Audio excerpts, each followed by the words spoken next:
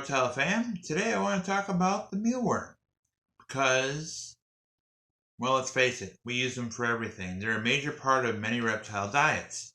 Myself, I use them for bearded dragons in the juvenile stage. I use them for leopard geckos. They really like them, and we have some baby three-toe box turtles that also enjoy them as well. So with so many uses, you could tell they'd be in high demand. Which is why I'm creating this video today. I would like to show you how to create your very own mealworm farm. That's right, you could have an endless supply of mealworms at your fingertips at any given time. So why would you want to have a mealworm farm? Wouldn't it just be better just to have them, to purchase them from the store, order them online? What's the benefit of having a mealworm farm at home for you? There's a list of reasons why it's beneficial for you. For one, especially for people like myself that live in the north, um, it gets cold. It snows. You don't want to go out in that weather, inclement weather, just to get mealworms and risk your health just to make sure your safety that you need mealworms. And chances are, if you order online, it's the same thing. It's still subject to transportation to get here, and with colder weather, I mean, they could be half dead when you get them. You don't even know. So with a mealworm farm, they're here. You don't have to leave the house. They're with you. In that case, you don't have to worry about the weather. You don't have to worry about delivery, shipping costs, the price of buying them, even though they are relatively cheap to buy in bulk. I know, especially like in reptile expos, you can get them quite cheap. But then that's another thing. What do they feed them? How do you know that they're not given like pesticides to keep like meal mites out of them? We'll discuss those later. How do you know what they're fed? So I like the idea um, to have a mealworm farm to self create your own food supply for these reasons. One, as we mentioned, they're here. You don't have to leave. Your supply is here. It's sustainable, meaning that you're never going to run out of mealworms if you do this correctly. You're always going to have a supply. If you have a lot of leopard geckos at home or you own multiple reptiles that utilize mealworms, this is an excellent choice. Two, I also own crested geckos, and if you know crested geckos, they don't eat a whole lot, and you usually end up with that little bowl and the little crusties inside. Those crusties are food for the mealworm beetles. Um, so it's a win-win situation. You don't have to waste the food; it gets utilized secondhand, and it's less waste. So you're optimizing waste. You're gonna have mealworms on the ready, and it's cheaper. It's ultimately cheaper. It's really low cost. They're easy to breed. Um, it takes a little time to set up, but we're gonna do that today. We're gonna set up a mealworm farm from scratch. So before I get to the actual materials you're going to need in the process, I would like to share some fun facts about mealworms. Um, Mealworms are actually the larvae of the beetle, the actual um, mealworm beetle. Yeah, there's a scientific name for it. It's a beetle. It's a black little beetle. So they mimic like a butterfly. Okay, you start out as like a worm. In this case, it's a mealworm, which is the larvae, and then the next stage is the pupa, which is like a cocoon, and then they morph into a beetle. There's also an egg stage before they turn into larvae, but we'll get into that. Um, Mealworms actually have, and this is why they're not technically worms, they have 6 legs and they also have a skeleton. Worms do not have skeletons, nor do they have legs. So, it's fun fact number 2. This talks about it number 3 here. I went ahead. The 4 stages of a mealworm are eggs, larva, the pupa, and then the beetle. Those are the 4 stages of a mealworm. And our setup is going to utilize those 4 stages to our advantage. So how did America get mealworms? They're not native here. They're actually from Africa, and they were actually pests over in Africa, and they came here from like cargo ships, and they were carrying some sort of grain that would house the mealworms in them, and that's how they made it to here in America. So another fact, number 5, a female mealworm can lay as many as 500 eggs. 500 eggs per one mealworm. This is what I'm saying. You get these guys to lay eggs, and you're gonna have an infinite supply of mealworms. It's really easy once we get things going. And this isn't just. I'm going to be doing all sorts of things here. We're going to be doing Adobe roaches. We're going to be doing superworms. And superworms are very similar, but there's some extra steps, and we'll get to that in another video. Today we're talking about mealworms, which brings me to number 6. Number 6, you can keep mealworms alive in the refrigerator. But why? Why would you want to put them in the refrigerator as opposed to just keeping them in the farm box that you're going to set up? The reason being is the mealworm, although it can survive in the refrigerator, it slows down their process to morph. In other words, they're not going to change from the mealworm into the pupa as quickly. They will eventually if you leave them in there long enough. But we want to utilize the food as much as possible. And obviously, if you're only housing like 1 or 2 leopard geckos, you don't want to be feeding them 1,000 mealworms a day because you're producing so many. So to utilize the food to keep it, you put it in the refrigerator. It slows down the process. Now, think about this for a second. If you have, excuse me, you have two leopard geckos in your house, and that's what you're feeding, right? You're producing this mealworm farm. You're going to have way more than you're ever going to need, and they're going to die before you use them. So what do? You sell them. That's right. Another advantage of having a mealworm farm is you can actually sell some of the excess mealworms that you have, and that helps support your reptile hobby. Another bonus of having a mealworm farm. So what's the opposite of that? What is the opposite of slowing down their growth rate? Say you want to speed it up to get your mealworm farm going. Mealworms actually speed up in their process in high humidity, higher like warm temperatures, probably like 75 to 85 degrees, and you're looking at like 55 to 60% humidity minimum. That'll actually speed up the process, get them to pupate faster, and then turn into beetles faster to get your mealworm farm going. The downside of that is you have to really be cautious on the rate that your mealworms are growing that you want to harvest. The mealworms that you actually want to keep. Keep that in mind. So that gets us to number 8. When the mealworm becomes a pupa, they don't have those legs anymore, nor do they have a mouth. They're still alive and they still wiggle around, but they're literally transforming into a beetle. So at this point, they're in a cocoon, kind of like I was saying with the butterfly cycle. They are in a cocoon in the pupa stage. Mealworms do shed, just like your reptiles.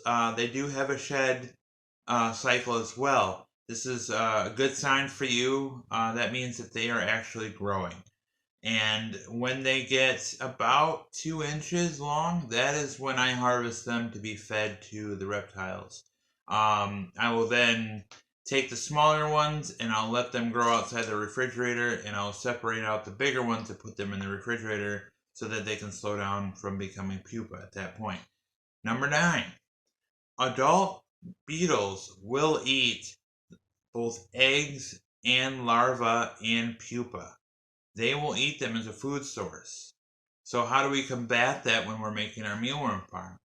provide the beetles with plenty of food. If you give them like apple cores, if you give them banana peels, if you give them, anything like that they can, like carrots are an excellent source of moisture for them. They won't grow mold. If you provide them with a lot of these food sources, they tend not to bother the pupa. They leave them alone because there's a better food source available. Drastic measures: if you find that your pupa are dying inside the top drawer of our mealworm farm, which will make sense here in a little bit, you'll know that you're not feeding your beetles adequately enough. So the last one, number 10, and this one I left for last on purpose. Mealworms can eat styrofoam and survive. Really? They can eat styrofoam and survive. I wouldn't advise this. This is like, you gotta remember, this is the food for your reptiles, but they could technically eat styrofoam. So keep that in mind. If you're storing them in styrofoam, they could probably eat their way out. Alright, so now we will go to our supply list. Things you will need to start your very own mealworm farm. Number 1, plastic bins, 8 by 11, 3/4 inch deep with locking lids. You will need 2 of those. A drill with a bit that's no bigger than 3/8 of an inch in diameter. This is for them to breathe. A piece of metal screen, 8 by 11, to cover the bottom of one of the bins. A hot glue gun to put the screen in place. A saw with a serrated blade to cut the hole. A large container of oatmeal for their food source and substrate. Mealworms. Anywhere from 100 to 200 mealworms is fine. Number 8. If you're a young viewer, get an adult to help you out. Okay, so this is what the finished product looks like. It's composed of 2 layers here, as you can see, and the way it's built, and the way you're going to see this top layer here, we're going to unlock this like this, and these are all the beetles, and this is all like the food and stuff I have in here, and they're doing their job. They're living in here. We got some oatmeal stuff here in the bottom, and they're walking around, cruising around, doing their thing. What you don't see here is this actual bottom is a screen.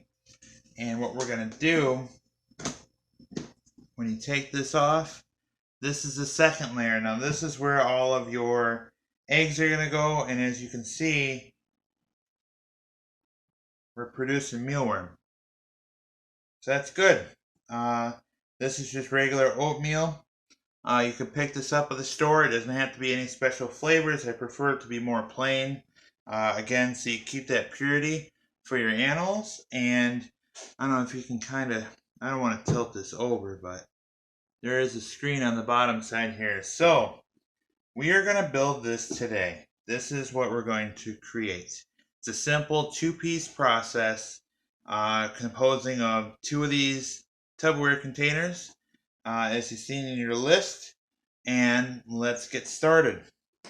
Alright, so now that we have our materials with us, we're going to start with the top layer base. You can see this is that 8 by 11 by the 3 or 4 inch. I think it's like 3 3/4 inch. The goal here is to create a passageway for the eggs to get through without letting the beetles and the pupa through here into the bottom layer.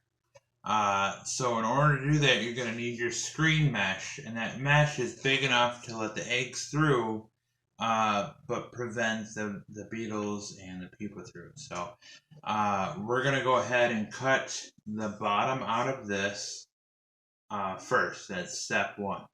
So let's get started. I'm going to be using my drill here, changing out the bit, and I'm using the drill as a starting point for my saw. That way the bit can go through it, and yeah, so I'll go ahead and get started with this.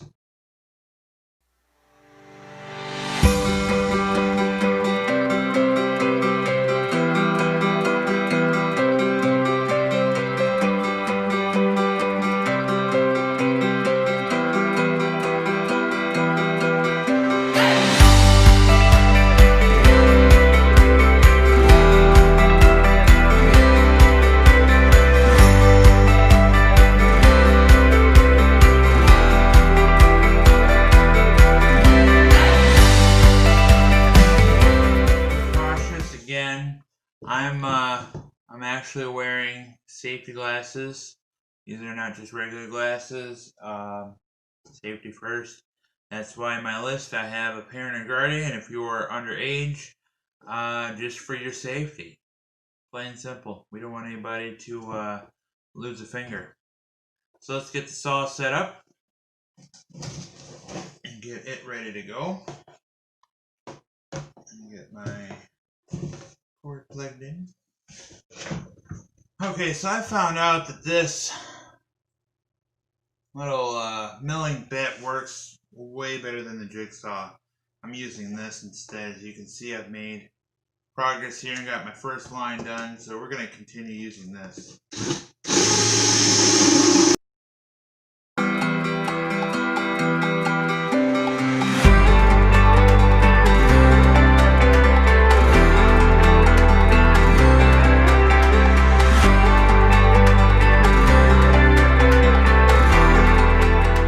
Okay, so now we have our hole. This is where the screen's going to go on the bottom side, not on the inside. And we do it right here on the bottom side. And the reason why we're going to do that is because the screen's going to have like little prickly ends on them. And we don't want them hurting the beetles or the pupa or the eggs being on the inside. So you want to do it on the flat surface. And this is where your hot glue gun and your screen is going to come into play. So step one is we're going to move stuff out of the way here. This stuff got everywhere. Okay. So we take our screen and we don't cut it yet. What we're going to do is we're going to lay it out flat like this. And we're going to have a section stretched out like this. We're going to take our container and we're going to lay it right on top, just like this, okay? And then what you're going to do while it's centered on there is pull this screen flat as well, the best you can anyway. It doesn't have to be perfect, but you want it somewhat taut because there's going to be some weight on it and you don't want it sagging down into the bottom layer. So you do want to kind of stretch it out. So now that you have an idea of where you want it to be, you can even take like a heavy object like a drill here and lay it on one end of the screen to hold it in place, and then pull your screen tight like this. Okay? And what I like to do is take the hot glue gun and actually start on these inside edges here, and that'll actually hold it in place. So what you want to do is glue it, let it cool a little bit to hold and get a firm grip, and then you're going to kind of like tack weld it in certain places, and then once it's where you want it to be, then we'll glue the inside. Once that's finished, then we'll trim the outside and then glue the bottom of it to give it more of a like a reinforced structure. So let's start with the tacking portion. I actually have a brand new hot glue gun because I lost my other one. So we're going to unbox this thing real quick. And yep, I just get the old rip apart here. There we go. This, and we're going to plug it in, heat it up. It comes with some glue sticks here. You're going to need a lot of glue sticks, by the way. It is not... We'll probably use all of these sticks here, pretty sure. So let's get this set up. And one more precautionary measure, if you're gluing on a surface, it will glue through the screen onto the surface below, so be careful with that. You don't want to rip up laminate if you're using on laminate, or in my case here, this cloth. So you might want to try to find a way to brace it above, and that'll help. So let's get the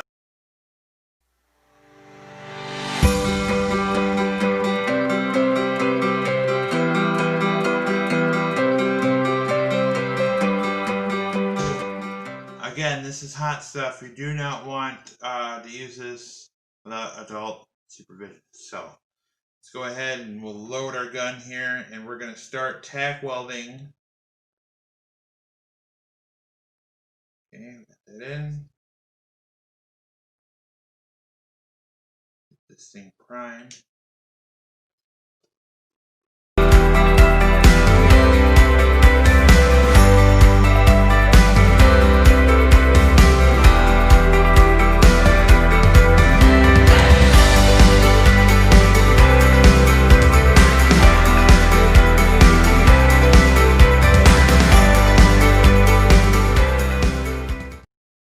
Put a little bit of glue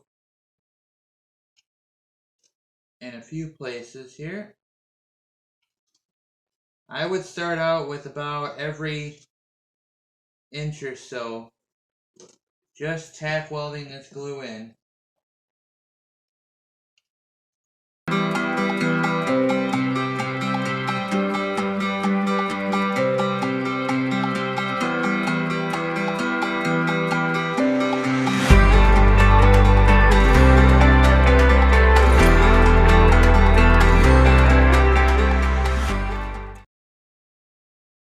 Alright, now that I've got this far side done, with the weight of the drill and the dried glue, I'm actually going to pull on the bottom side here a little bit on this screen, right here. I'm giving you this little tug, not too much, you don't have to be forceful. Again, this doesn't have to be like a chain link fence where it has to be super tight. You just want a little tension on it so it holds the weight of the mealworms and everything that's going to be on top of this, the pupa and beetles and the food. So now that we've got this side done, we're going to go ahead and do this side right here.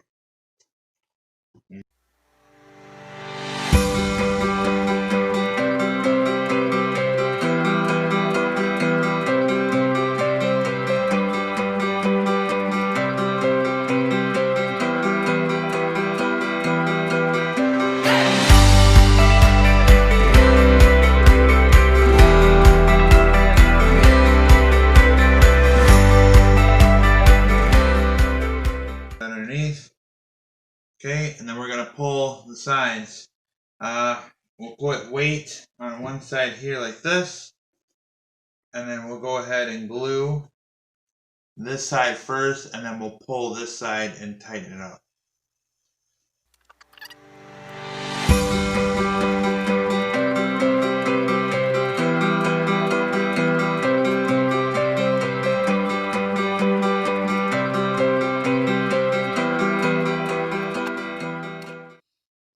Alright, so this side here is done. Now we're going to take, now we're going to take this side here and we're going to stretch it. This will be the last side we do. Make sure you get these boogers out of here too. I know you can't see it, but I don't want to clog up the screen. So now let's take the last side here and pull tight.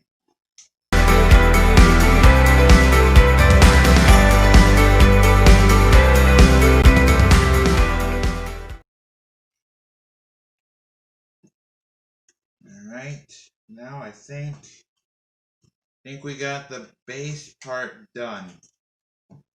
Now this is just the inside parameter. We're actually going to take this and flip it over, and then we're going to do it right on top of that bead. So take this, get this out of the way.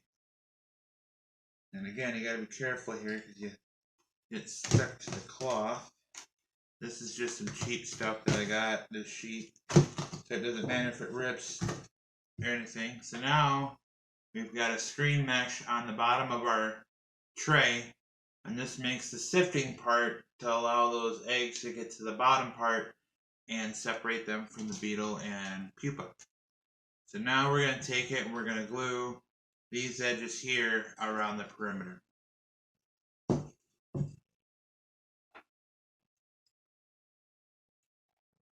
This is just to add strength.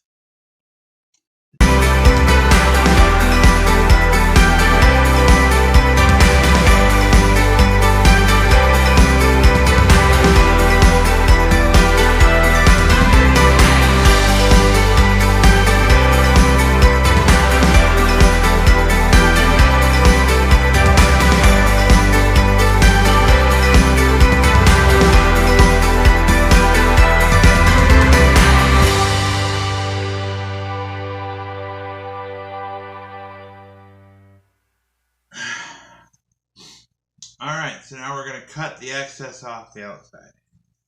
And you just take it and trim as close to the edge as you can. Doesn't have to be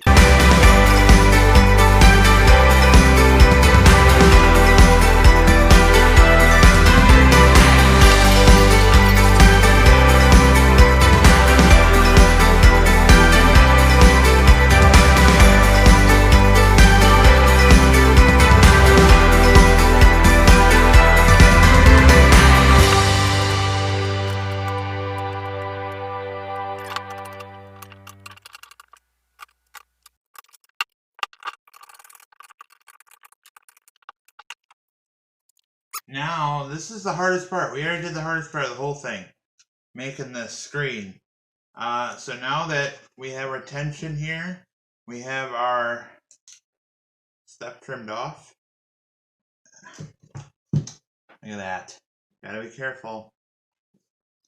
So now, we're ready to move on to the next part of our project, which is drilling holes in the bottom part. We're done with the top layer for now. So this is going to be the top, and then the bottom.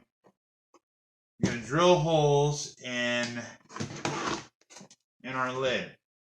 Okay, this is not airtight anyway, but I want to make sure they have enough air so they can breathe, and we don't want a bunch of dead bugs anyway.